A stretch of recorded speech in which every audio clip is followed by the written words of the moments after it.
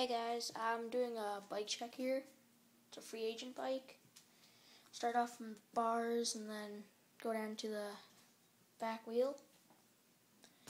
First off, I have Freeagent bars with shadow grips,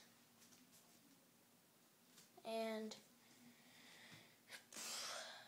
pretty much everything on the bike is stock already, except for my grips and my chain.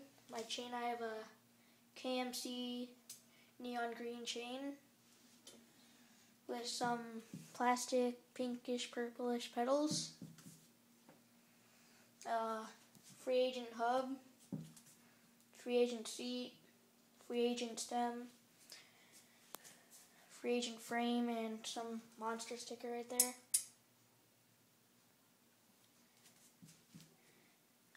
Freeagent forks and all that.